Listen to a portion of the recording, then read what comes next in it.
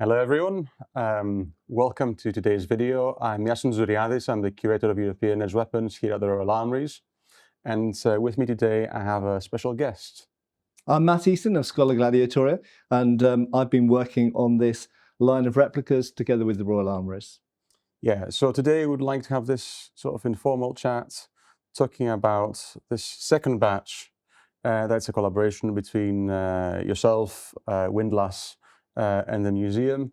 And we have quite a selection of different replicas alongside their originals, which I think for everyone, both present and also at home, hopefully is a treat. So the first sword that we have is this wonderful either two-hand sword or hand-and-a-half sword, call it whatever you want. It's they're interchangeable terms, really. Or longsword. Or longsword, of course, yeah, of course. For me, from a study perspective, I love this for reasons that go beyond the aesthetic part. It is a wonderful sword, and we were discussing earlier how we are both a bit reluctant with it because it looks, I don't know how you describe this.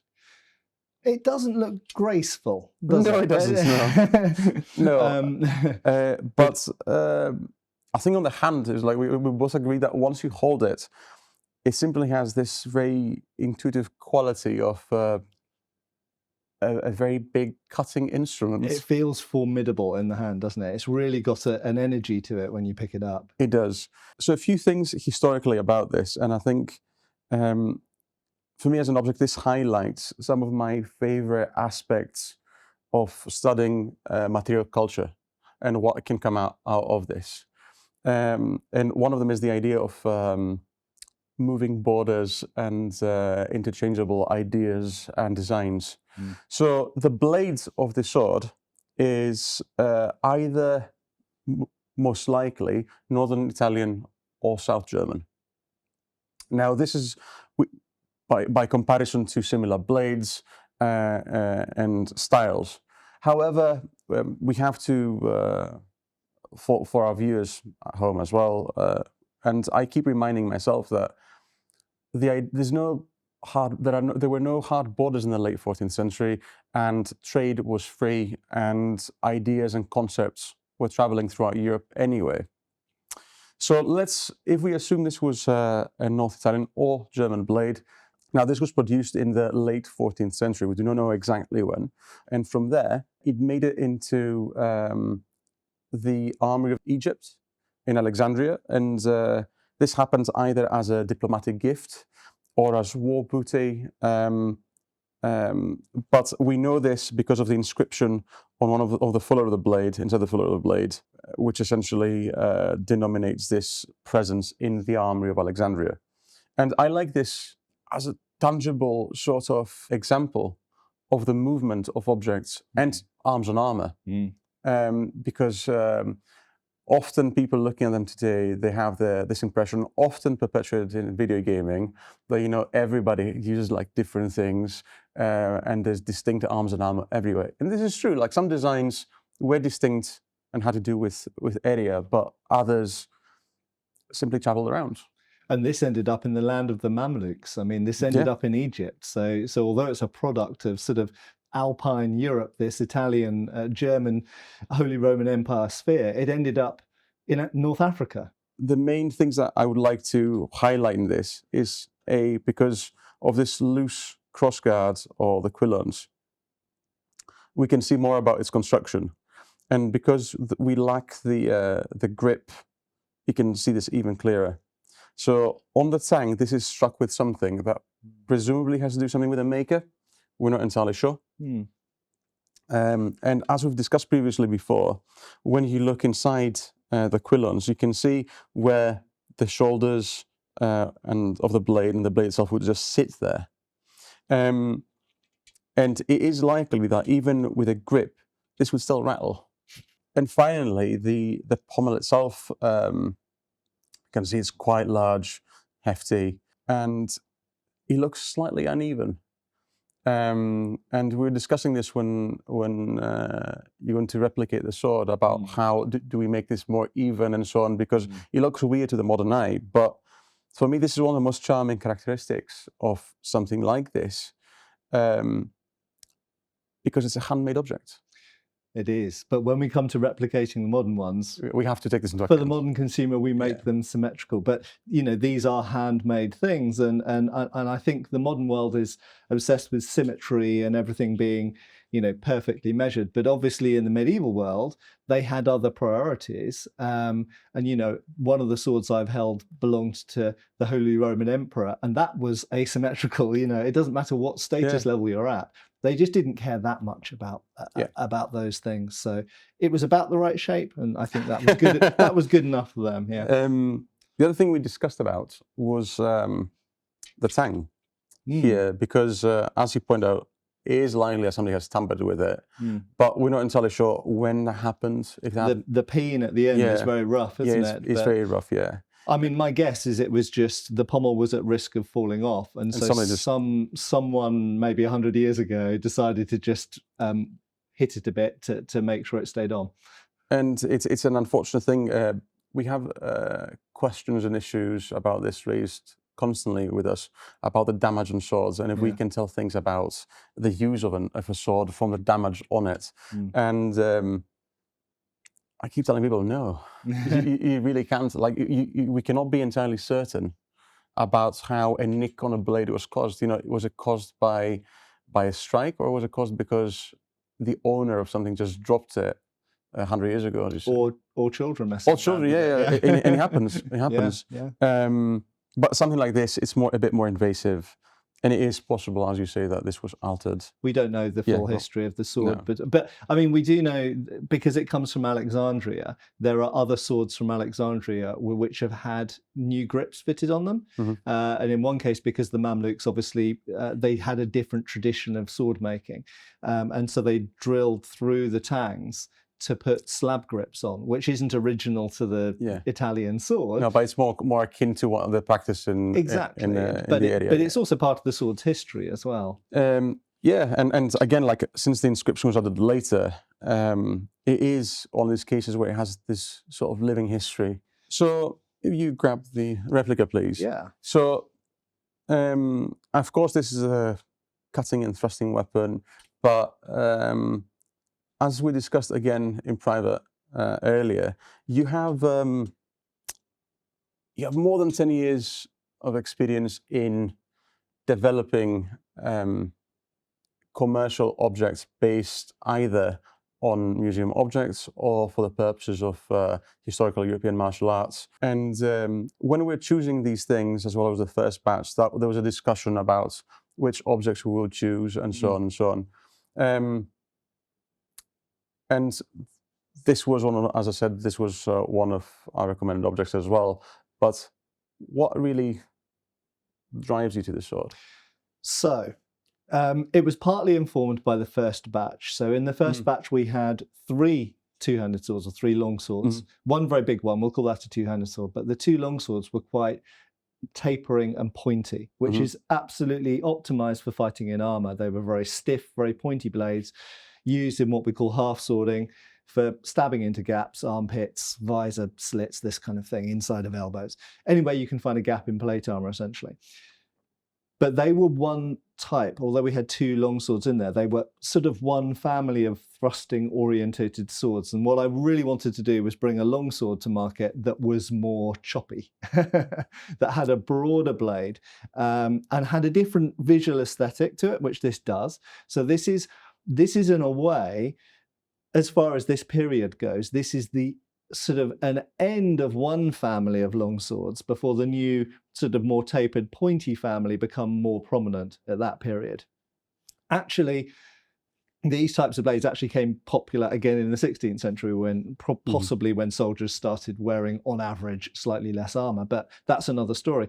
But at this time, around the year 1400, and incidentally, this coincides with the treaties that I teach martial arts from, Fiori di Liberi's Fior di Battaglia. So it's, you know, this could fit into that treatise, but equally the other tapering, pointy swords could fit into that treatise. So you've got these two types of longsword that are around at the same time.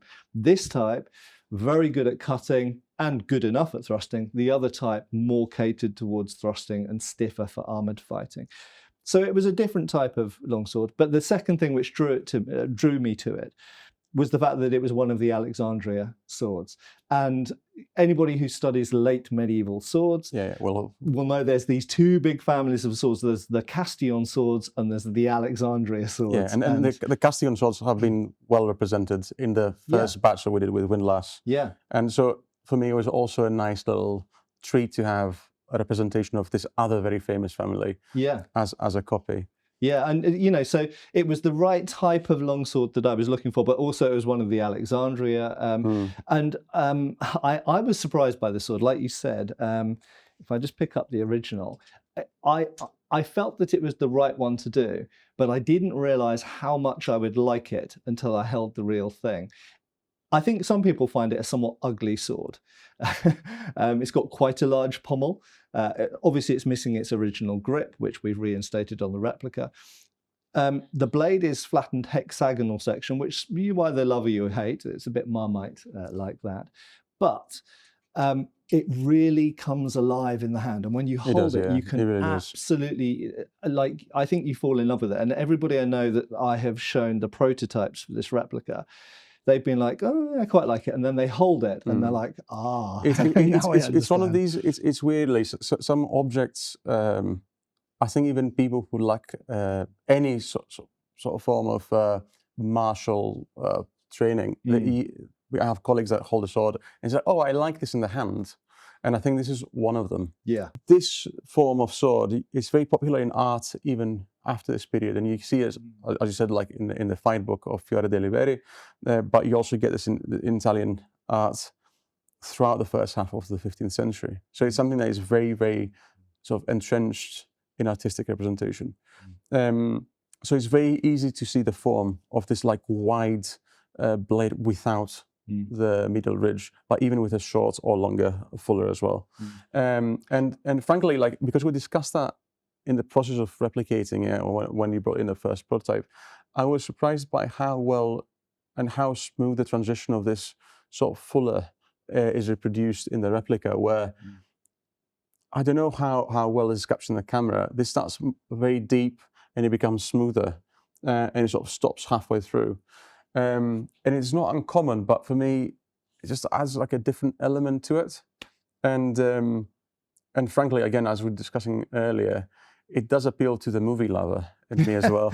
It certainly has like something in it that alludes to that idea of a late medieval sword. Yeah. When somebody sees like a 200 sword, I think it's more likely you're thinking, in the back of your mind, something like this from what has been represented in popular culture, especially in older movies. Yeah. Not nowadays. Rather than something with the medial ridge. Yeah, absolutely. And one other thing that I learned about this sword in replicating it was that unusually big pommel, but it's actually quite flat. And one of the really nice things is when you're handling it, if you put your hand right down at the bottom, so your palm almost rests against the side of that, you can absolutely feel the edge alignment. So for me, it might be different for different people, but for me personally, by putting my hand down next to the pommel and holding it with that hands far apart, which I understand some German longsword practitioners might not like, but I do Fiore, so that's fine. Putting the hand down there, I can almost steer the edge with the backhand, which is really, really nice. So, and then obviously we had to reinstate the grip because there was no grip on the original. I decided to go with a different colour. The first batch were all black. I wanted some difference from that. So I went with a sort of dark, kind of what we might call sort of blood red or something like that, a deeper red, with a couple of what we call risers in the middle. And the advantage of these risers are, if you're using the hand one-handed, they prevent the hand from sliding down. This is quite common on this type of sword. Because, why might you use it in one hand? There's a few reasons. The most obvious one is riding on horseback. So if you're riding with your horse and you're holding your reins in your left hand, this might not be the most nimble sword in one hand, but if it's the only sword that you've got, then you need to be able to use it in one hand. So it's an interesting one. The handles for me are sort of a big enigma because there's very few swords from this period that have the original grip, like intact. Yeah. They usually have partial remnants of wood, it. Yeah. So we tend to interpret this via historical sources, and things like this do appear. We do have paintings with these, and there are variations, of course, with a single larger meter washer in the middle as well. And sometimes wasted, so sometimes they sort of widen and then get thinner. But for this, I kind of felt for this period, for 1400, I think it needs to be simpler. Yeah, exactly. They do tend to be straighter. Straighter, yeah.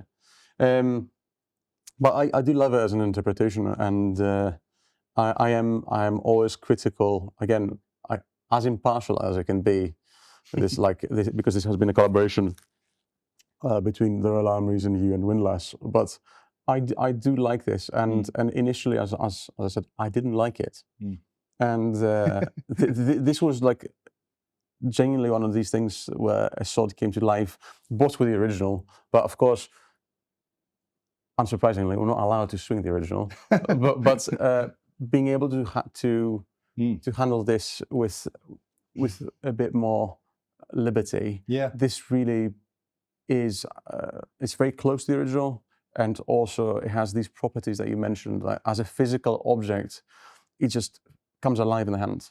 It makes me happy holding that sword. And I remember when I got the first prototype, there were a few small changes to be made, a few tweaks to the pommel and tweaks to the crossguard. The blade Windlass got almost completely right from the outset, but I was so surprised when it arrived, and I held it for quite a long time. It was, it's just a very, very tactile, nice feeling. I remember, like, just for the sake of explaining a bit about the process of developing these, there is a sort of like, knowing that we're going into do the second batch following the first batch, there's a discussion first about deciding which objects we want, and then Matt came here, you took measurements and detailed pictures of everything, and then you worked with Windlass in providing prototypes. Then you came back here, we worked with the prototypes, noticed certain differences and things that could be improved to be even closer to the original, because the key aspect of this project was to provide visitors and people who like swords and arms and armor and history in general with objects that reflect as closely as possible the originals. But I remember from this one that the only things that we changed, one was the fuller, and the other one was the inscription. We simply had to upscale to match the original, and that's it. So I was surprised to how close they got the blade, and especially the profile. There were a few small changes to the corners of the pommel and things like that, and but it was very, very close. This one, I have to be honest, this was possibly the easiest. I would imagine of all the swords we replicated so far, this was the easiest. And there's an element of luck involved. Sometimes, they just hit the target first time, and I hope you enjoyed this video, and if you'd like to return for more, we will be doing another video on the second and then the third sword. This new line, that's a collaboration with Windlass and Matt Easton, is your opportunity to own a piece of history. If you'd like to see more of Matt Easton, go over to his channel on YouTube at Schola Gladiatoria, and we hope to see you back in the next episode for more swords.